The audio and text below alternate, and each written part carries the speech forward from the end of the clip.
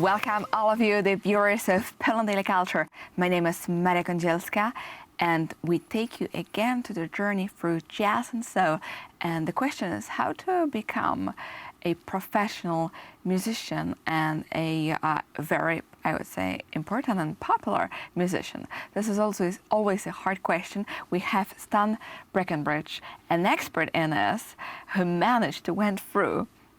And of course, we started a little bit with your story that your mother found out that you have a nice voice. Yes. And then you won a competition. Tak, yes. With a I would say the Pepsi competition. Yes, right. Equivalent to today's American Idol. Tak. And this happened in Los Angeles. Tak.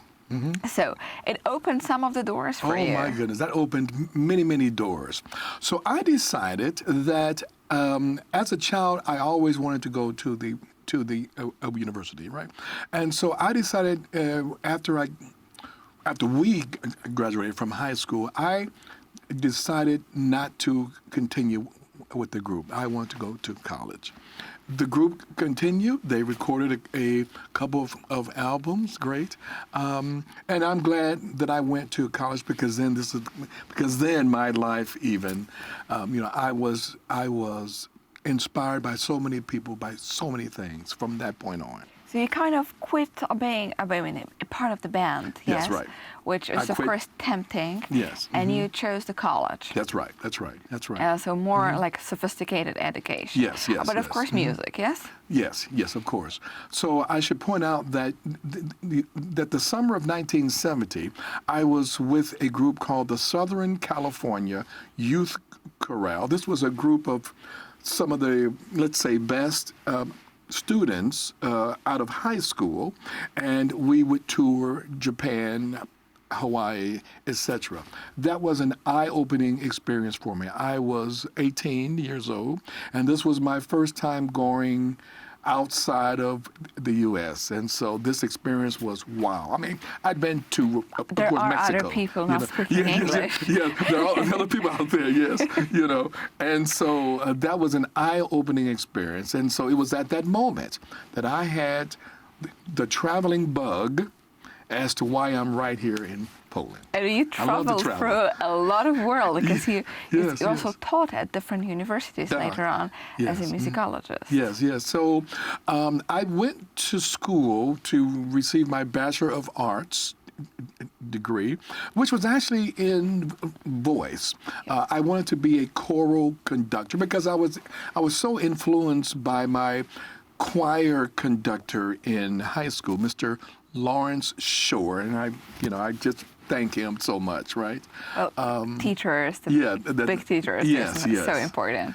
He helped me. He put me on the road. He was also the person that inspired me to participate in auditions at certain institutions, right? It was him. And so, I don't think he's with us now, but, I do thank him. So then I went to school. I received my bachelor's. I did not continue my education after there because I became a full-time performer. I was doing very, very well. I was performing throughout the U.S. mainly, right? So concert, you were singing, you were playing. Yes. But then, even though you became a performer and a musician and a successful one, you decided eventually to do a PhD. That's correct. I decided that while I was performing, that's great, but I needed to arm myself with, as my mentor told me in graduate school, Dr. Nancy Van Dusen, put on the breastplate of knowledge. And I used to love this phrase that she used to say this, put on the breastplate of knowledge. Such a fascinating phrase because it means that no matter what comes at you, you can combat that. Not physically, but with knowledge. And so I had that idea, but she chose those words. And it was so fitting. I wanted to learn more about the theory, more about the history, not only of music in general, but of course of music in America, music worldwide, and more specifically African American music. Of course, I know the history. Of course, I know my family. But of course, there was a lot that I did not know. And so that's how it started. And you became a PhD, and now you're also Yes. a professor. But before we continue with your story, just at the very end, we invite you, all of the viewers of Pearl and Daily right now, to listen to Stan's music here in Pearl and Daily. And thank you for watching our show.